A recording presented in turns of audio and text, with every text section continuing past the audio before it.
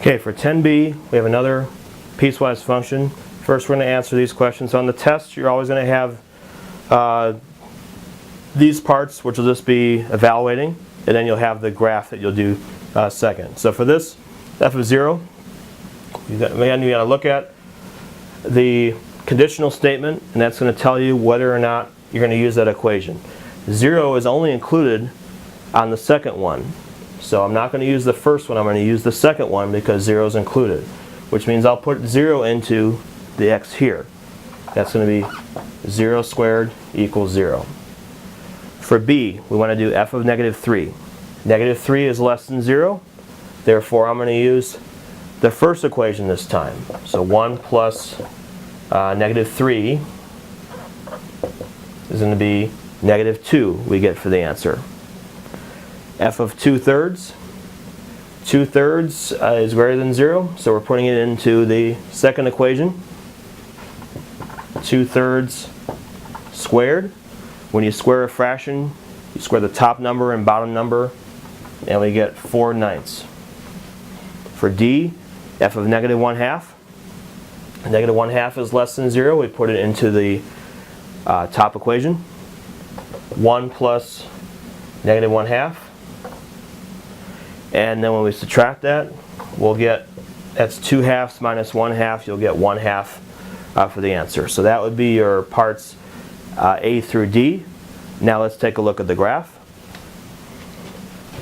So for the graph, like I showed in the previous one, what you want to do is make tables for each of these. The first one is linear because you have x to the first power. So because it's linear, we only have to look at 2 points. For the square one, it's probably best to do at least 3 points, so that way we know the curvature of that graph. So let's do y equals 1 plus x. And we're going to use the number on the conditional statement. You always want to start with that one. So again, even though it's not included, we need to know where this graph is going to start. So let's go ahead and put in 0. 0 for the x. We'll get 1 plus 0 equals 1, which means that we'll get, our coordinate would be 0, 1. Next, we want to pick another point on here. So let's use, instead of the 0, we're going to pick another point. I'll make sure it's less than 0. Okay, so we can use negative 1 or negative 2, doesn't matter. Let me just go ahead and use negative 1. So as long as you pick another value that's less than 0, it's fine. We wanted to start with the 0 so we know where the graph ends, but then we'll pick another one. So if we use negative 1, then we get 0. So we get negative 1, 0. Let's first start by plotting that one. Okay, so I have 0, 1. Now 0, 1 is going to be an open circle because that is not included. So 0, 1 right here, that's open. We also saw that it went through negative 1, 0, which means that it's just going to keep on going down this direction. So no matter what we pick, if we pick some other values that are negative, we're just going to end up being on this line, so that's going to go down that way forever. Now notice that the line is not going to continue. It's not going to go up this way. The reason why is because that's the end point. We're only allowed to use values that are less than 0. That's why you don't see that part of the graph appearing to the right hand side. It's going to be stopped at that point right there. So let's now take a look at the x squared graph. Okay, so we're going to do y equals x squared. Okay, now this one again, you want to use the number that's attached to the conditional statement. So I will definitely use 0. 0 squared is 0, which means that we have 0, 0 is our first point.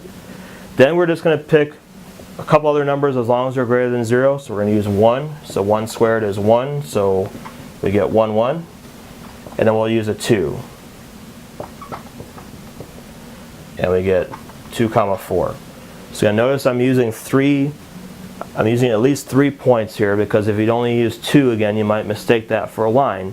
By using 3 points, we'll be sure to get the correct curvature. 0, 0 is going to be a closed circle. And then we have 1, 1. And then we have 2, 4. So for this one, means that we'll end up here. And so now we know, we can see that there is a curvature to this, and it's basically going up that way. We're not going to have any part of that parabola, nothing going to the left-hand side.